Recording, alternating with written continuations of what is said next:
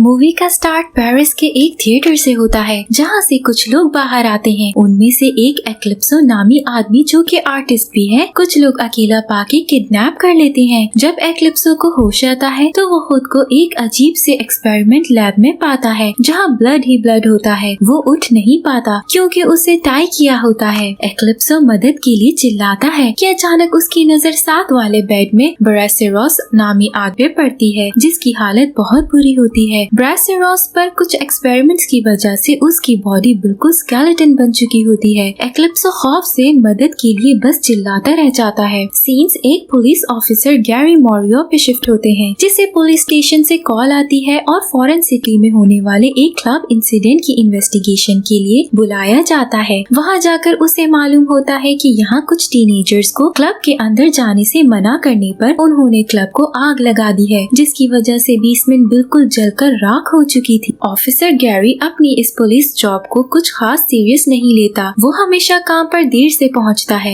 Officer Gary के इस non serious behaviour की वजह से उसके सीनियर बॉस उसको वार्निंग देते हैं। वो गैरी को सिटी में अजीब इंसिडेंट की इन्वेस्टिगेशन के लिए उसकी ड्यूटी लेफ्टिनेंट सेसिल नामी एक फीमेल ऑफिसर के साथ लगा देते हैं। पास्ट में गैरी 3 सुपर हीरोज के एक ग्रुप के साथ मिलकर काम करता था। उस ग्रुप का नाम पैक रॉयल था। रॉयल पैक को छोड़ने के बाद से गैरी सुपर क्रिमिनलिटी केसेस को हैंडल करता था, पर एक ट्रेजेडी की वजह से अब उसका काम में दिल नहीं लगता। गैरी को कैंडीज बहुत पसंद है, इसलिए वो हर वक्त अपने पास कुछ कैंडीज रखता है। सिटी के एक हाई स्कूल में एक टीनेज लड़का जिसके पास हाथों से फ्लेम्स निकलने की पावर्स हैं, स्कूल के बच्चों को डराने की कोशिश करता है और वो स्कूल के बच्चों को होस्टेजेस के तौर पर यूज करता है। यहाँ ऑफिसर गैरी अपने पार्टनर के साथ पहुँच जाता है। गैरी उस लड़की को अपनी बातों में बहकाकर उसे पकड़ लेता है और स्कूल के बच्चों को आजाद करवाता है। गैरी उस लड़के को चेक करता है तो उसे कुछ सुपर सीरम ट्यूब्स मिलती हैं जिसके इस्तेमाल से इन टीनेज बच्चों में पावर्स आ रही हैं। गैरी को वहाँ से जाते हुए एक सहमी हुई लड़की लिली नजर आती है। लिली के पास भी कुछ पावर्स होती हैं, लेकिन इससे पहले कि गैरी लिली से जाकर बात करता, उसकी मॉम उसे वहाँ से ले जाती है। लिली असल में गीगा मैन की बेटी है। Giga man royal pack group का लीडर था, पर एक हादसे में उसकी मौत हो गई थी। तब लिली सिर्फ 5 साल की थी और इस इंसिडेंट ने लिली को बहुत इफेक्ट किया था। दूसरी तरफ किसी स्कूल के बाहर एक अनजान शख्स कुछ टीनेजर्स को सुपर सीरम ट्यूब सेल कर रहा होता है जिस इस्तेमाल से सब अपने अंदर सुपर पावर्स एक्टिवेट करते हैं। अब सवाल ये है कि इन ट्यूब्स को बनाने के पीछे किसका हाथ है। गैरी रॉयल पैक के एक साथी हेनरी को उसके घर मिलने जाता है। हेनरी की बढ़ती उम्र की वजह से वो कुछ बीमार रहने लगता है, इसलिए गैरी उसको रोज खाना देने जाता है और उसके घर के काम भी करता है। गैरी अपने केस की इन्वेस्टिगेशन में हेनरी की मदद मांगता है। हेनरी एक बहुत काबिल डिटेक्टिव है। वो फौरन अपने डेटाबेस में रिसर्च करके उसे ब्रासेरो के बारे में बताता है। हेनरी उसे बताता है कि ब्रासेरो की उम्र 42 इयर्स है। वो कई बार जेल जा चुका है और उसकी सुपर पावर फ्लेमिंग है, यानी वो हाथों से आग फैला सकता है। गैरी ये जानकर केस की मजीद इन्वेस्टिगेशन के लिए वहाँ से चला जाता है। एक रूडी नामी लड़का नाजा से मिलने जाता है। असल में नाजा ही वो आदमी होता है जिसका इन सुपर सीरम ट्यूब्स बनाने के पीछे हाथ है। नाजा का फुल नेम मैथियस नेजरोव्स्की है। वो नाजा को लिली की सुपर पावर्स के बारे में इंफॉर्मेशन देता है। नाजा उसको लिली के बारे में मजीद मालूमात लाने को कहता है। रूडी लिली को स्कूल लाइब्रेरी में मिलता है और उससे दोस्ती करने की कोशिश करता है। गैरी के पुलिस स्टेशन पहुंचने पर हेनरी उसे कॉल करके ब्रासेरोस के बारे में मजीद इंफॉर्मेशन देता है। वो उसे बताता है कि ब्रासेरोस जेल से छूटने के बाद पेरिस के एक रेस्टोरेंट में काम करता है और उसे कैलिस्टा के साथ देखा गया था। उसने कैलिस्टा रिहैब प्रोग्राम ज्वाइन किया था। कैलिस्टा असल में रॉयल पैक ग्रुप की पार्टनर थी और उसके पास लोगों के बारे में जानने की शक्ति है, यानी उसे लोगों के बारे में विजन्स आते हैं। गैरी हेनरी से पूछता है कि उसे ये सब कहां से पता चला, जिस पे हेनरी उसे हीरो ट्रैकर नेटवर्क के बारे में बताता है। ये एक ऐसा नेटवर्क है जिससे सुपर हीरो की लोकेशन के बारे में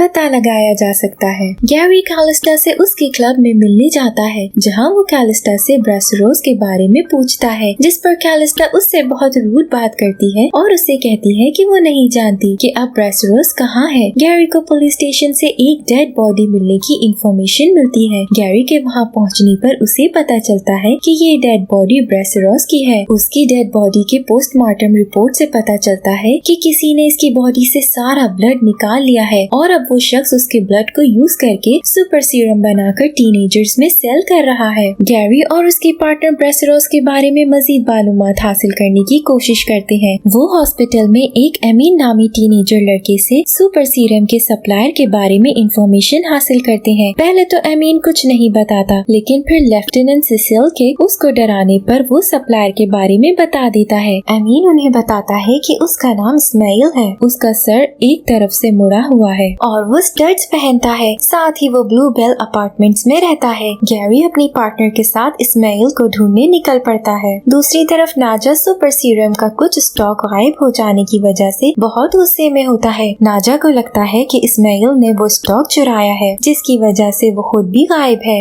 नाजा इस्माइल को पकड़कर लाने के लिए अपने कुछ लोग भेजता है। नाजा के लोग गैरी से पहले इस्माइल को पकड़ने के लिए पहुंच जाते हैं। इस्माइल नाजा के आदमियों को देखकर वहां से भागने की कोशिश करता है। तभी गैरी और सिसिल भी उसका पीछा करते हैं। इस्माइल एक ग्रोसरी शॉप में जाके छुप जाता है, लेकिन गैरी उसको ढूंढ निकालता है। पुलिस इस्माइल को अरेस्ट करके इन्वेस्टिगेशन के लिए पुलिस स्टेशन ले जाते हैं। गैरी इस्माइल से सवालात करके इंफॉर्मेशन लेने की कोशिश करता है, पर वो एक वर्ड नहीं बोलता। हेनरी गैरी को कॉल करके बताता है कि ब्रेसरोस के अलावा भी एक सुपर हीरो गायब है, जिसका नाम एक्लिप्सो द एन्चेंटर है। उसकी सुपर पावर ब्लाइंडिंग है, यानी वो दूर से लोगों की नजर छीन सकता है और उन्हें अंधा कर सकता है। पुलिस स्टेशन पर नाजा के आदमी हमला कर देते हैं। वो एक्लिप्सो के ब्लड से बना सीरम यूज करके बहुत से इंस्पेक्टर्स की नजर छीन लेते हैं। लेफ्टिनेंट सिसिल, जो कि गैरी की पार्टनर भी है, उनको रोकने की कोशिश करती है, पर नाजा के आदमी उसे भी अंधा कर देते हैं और धक्का देकर गिराते हुए इस्माइल को लेकर वहाँ से फरार हो जाते हैं। गैरी ये सब देखकर सिसिल को बचाने के लिए अपनी पावर का यूज करता है। गैरी की सुपर पावर चीजों को फ्लोट करना होती है, यानी वो चीजों को हवा में घुमा सकता है। सिसिल की जान बच जाती है, पर इस्माइल जाते जाते गैरी को उसकी सुपर पावर्स यूज करते हुए देख लेता है। नाजा इस्माइल को मारने का हुक्म देता है। नाजा के आदमी उसको मारने लगते हैं कि इस्माइल उसे बताता है कि मैंने एक न्यू सुपर हीरो को देखा है। इस्माइल नाजा को गैरी के बारे में बताता है, लेकिन नाजा फिर भी उसके गले में रस्सी डालकर उसको मार देता है। नाजा रूडी को गैरी का पता लगवाने का हुक्म देता है। कैलिस्टा के कुछ training student super serum try करते हैं। वो जैसे ही सुपर सीरम पीते हैं नीचे गिर के मर जाते हैं। ये देखकर नाजा का आदमी उसे कॉल करके बताता है कि इस बार सीरम ओवरडोज हो गया है। लिली की मॉम पुलिस स्टेशन जाकर गैरी से मिलती है। वो उसे बताती है कि लिली सुबह से गायब है, उसे मदद की जरूरत है। नाजा ने लिली को भी अपने पास कैद कर लिया होता है। अब वो लिली का ब्लड यूज करके उसकी पावर से भी न्यू सुपर सीरम बनाना चाहता है। गैरी लिली के बारे में कोई सुराग ढूंढने उसके घर जाता है, पर वहाँ कैलिस्टा ऑलरेडी मौजूद होती है। वो गैरी को बताती है कि उसे वहाँ कुछ नहीं मिला, उन्हें लिली को बचाना होगा, जिस पर गैरी कैलिस्टा की मदद लेने से इनकार कर देता है और उसे वहाँ से जाने को बोलता है। गैरी लिली के घर की तलाशी लेता है तो उसे एक कॉन्टेक्ट नंबर मिलता है जो रूडी ने लिली को दिया था, जिसने लिली से स्कूल में दोस्ती की थी। नाजा के लोग गैरी को लिली के घर पर पकड़ लेते हैं और उसे बेहोश करके साथ ले जाते हैं। सिसिल और कैलिस्टा भी वहीं मौजूद होते हैं, पर कुछ करने के बजाय चुप करके ये सब होता देखते रहते हैं। जब नाजा के आदमी गैरी को अपनी गाड़ी में डालते हैं तो गैरी बेहोशी की हालत में अपनी सुपर पावर्स को यूज करते हुए वहाँ से बचकर निकल जाता है। वो अपनी सुपर पावर के इस्तेमाल से अपने सीने पर लगी गोली को भी बाहर निकाल फेंकता है और बच जाता है, जबकि नाजा के आदमी कैलिस्टा और सिसिल को वहाँ देखकर भाग जाते हैं। सिसिल ये सब देखकर कैलिस्टा और हेनरी से पूछती है कि गैरी भी तुम लोगों में से है ना, जिस पर कैलिस्टा उसे बताती है कि उन्होंने गैरी को एक क्राइम सीन में देखा था। गीगा मैन ने गैरी की काबिलियत देखते हुए उसे अपने ग्रुप में शामिल करने का इरादा किया। गीगा मैन रॉयल पैक का लीडर था। कैलिस्टा सिसिल को बताती है कि एक दिन वो एक क्राइम सीन पर पहुँचे, जहाँ गीगा मैन ने गैरी को उसकी मदद के लिए बोला। गैरी तब इस काम में नया था, उसे अपनी पावर्स को कंट्रोल करने नहीं आता था, जिसकी वजह से गैरी गीगा मैन की सही से हेल्प नहीं कर पाया और गीगा मैन की मौत हो गई। उस दिन के बाद से रॉयल पैक ने काम करना बंद कर दिया और गैरी ने अपनी पावर्स कभी ना यूज करने का फैसला किया। लिली के घर से मिला फोन नंबर एक साइकोलॉजिस्ट का होता है, जो कि एक सुपर ह्यूमन साइकोलॉजिस्ट एलिजाबेथ है। वो नाजा के साथ उसकी सीक्रेट रिसर्च पे काम कर रही है। वो अपने क्लाइंट्स को नाजा के सामने एक्सपोज करती है ताकि वो इनका ब्लड यूज कर सके। सिसिल, कैलिस्टा और हेनरी मिलकर प्लान बनाते हैं। हेनरी एलिजाबेथ एलिजाबेथ के क्लिनिक पेशेंट बनकर जाता है और वहाँ एक माइक छुपा देता है। ऐसा करके वो लोग नाजा तक पहुँचने की ट्राई करते हैं। कैलिस्टा डॉक्टर एलिजाबेथ का पीछा करती है जब वो नाजा से मिलने के लिए जा रही होती है और उनकी पिक्चर्स बना लेती है। वो नाजा के बारे में सब इंफॉर्मेशन हासिल कर लेती है।